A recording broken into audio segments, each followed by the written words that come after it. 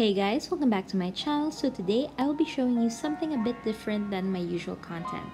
I will be showing you guys how I set up my new bullet journal for the year 2020.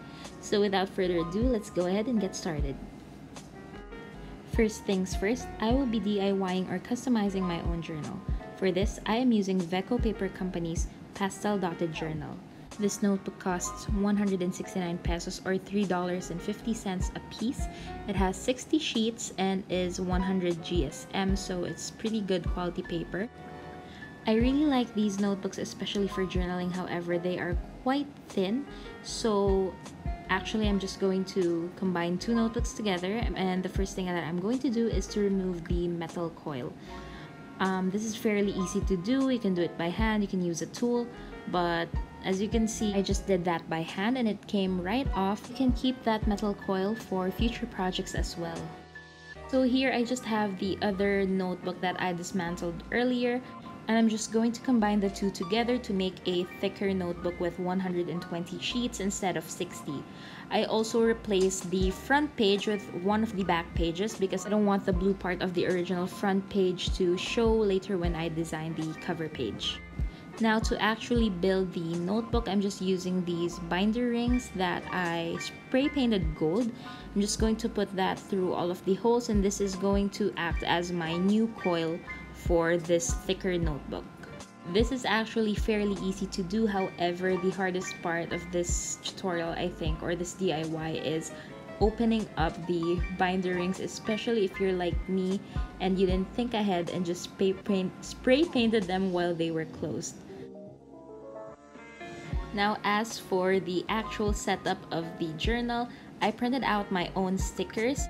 I got these images off Pinterest. If you are interested, I'm going to link my board down below for these. The keywords that I used in searching for these are Mexican tiles, Moroccan tiles, or Talavera tile wallpapers. Next, I'm just using a scrap of this craft paper or paper bag that I used for spray painting the ring binders, because I just decided to keep it because it was pretty, it was gold. So I'm just going to use that for more texture, and then I'm going to add a sticker that I actually drew digitally and printed out on sticker paper as well. So next, I'm just adding one of my girls. Again, as I have mentioned, I drew this out digitally on my iPad and then printed it out on sticker paper. So I have 4 of these girls, and I chose this one because I liked her dress and her hair the most, and I'm going to put her on my cover page. Moving on to my legend or key, I decided to keep this page very simple. I'm just using my Schneider paint pen in the shade gold to do the lettering and the borders. And then for the actual text, I'm just using a regular black sign pen. I actually made a mistake with the border and overlined a bit. However, I'm going to correct that later on with my Posca paint pen in white. I love this paint pen so much. It's so opaque, it's so metallic. It doesn't really bleed, however, it does cast a shadow onto the next page. If that makes any sense. I'm going to show you anyways later on. Oh, you can see my hair. My very messy baby hair. I'm so sorry for that.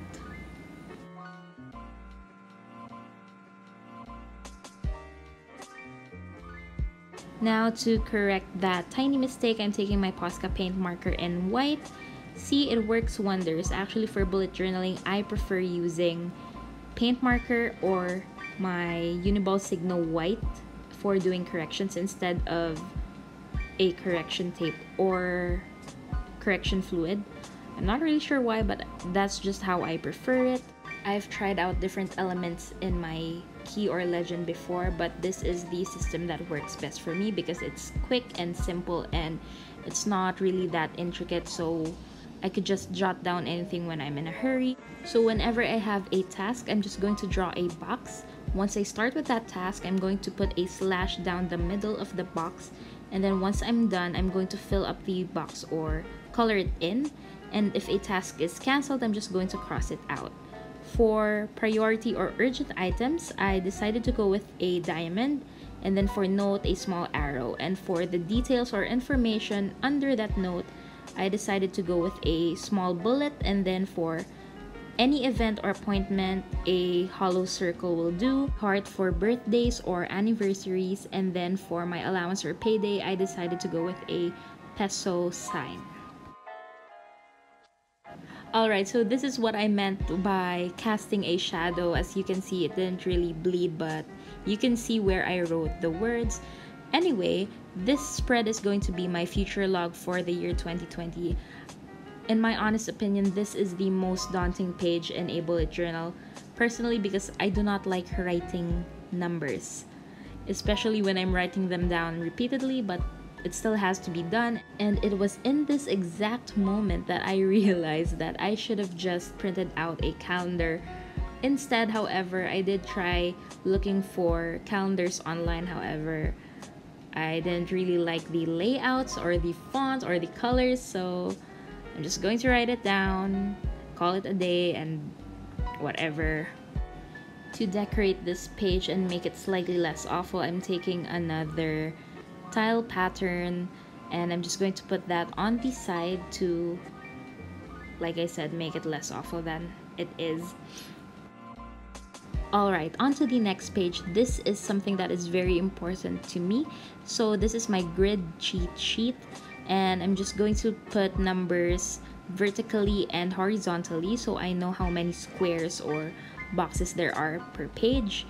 I will then be using these numbers as a guide on where I could evenly divide these pages into halves, thirds, and fourths. So horizontally, I have 28 squares, and vertically there are 42 squares per page. So having a grid cheat sheet like this one makes your life a whole lot easier, especially for monthly planning. I also suggest you use different colors of ink to avoid confusion. So as you can see, I used gold for halves, and then for thirds I used blue, and for fourths I used brown. And as you can see, I messed up one line once again, but I did correct that with my Posca paint marker in white once again, so it doesn't really matter. Next, we have something that I fail at doing every single year, but this year I'm going to try real hard to actually complete this. This is my year in pixels, where I can log my feelings for the majority of that day. So to make this real simple, I just wrote down numbers 1 to 31 vertically, and then horizontally I just wrote down the first letters of the month. And then next, since I am going to fill these slots out with different colors depending on my mood that day, I'm going to draw a grid as well. And then to keep things simple, I just chose 8 moods. So that's happy, angry, sad, anxious, neutral, tired, stressed, and motivated. For the colors, I decided to go with a bunch of my Jelly Roll pens, but as you can see, I'm totally out of frame, so let's go ahead and skip to the next part. I also decided last minute to write in grid cheat sheet on my grid cheat sheet page, because it seemed so plain and boring, that's why. Another last minute decision, I also decided to decorate the side of my year in pixels page. I originally wanted to leave that page blank so I could write my reflection on it by the end of the year. However, it was too plain for me, so I put 2 of my girls there, and they're actually printed out in matte sticker paper anyway, so I can write over them if I decide to. So next, this is my goals and resolutions page. So as you can see, I decided to go with this type of header, a collage of some sort using the tile sticker and that gold scrap paper. So I'm also going to be sticking one of my girls on the inner side or inner portion of this page. But before I do that, I'm going to lay out some tiles as her background. None of my pens actually worked on top of the gold paper, so to write in goals, I'm going to use my Posca paint pen in white once again. Next is another VIP or very important page for me. Come to think of it, I should have put this beside my grid cheat sheet. However, I did decide to put this last minute as well. So this is my pen swatches page. So I will be swatching all of the pens and markers or whatever writing utensil that I use on this bullet journals, just so I don't forget. So once again, I decided to do a tile header, but this time with a very simple label. Also, I'm so sorry if my table keeps on vibrating because my cat kept on walking around the table as I was doing my journal. So I divided this page into 2 columns because I'm pretty sure that I will be using a ton of different pens and markers for this journal, just to make sure that I have enough space to swatch all of them. So that is pretty much it for this 2020 bullet journal setup. I hope you enjoyed it, and here's the final flip through.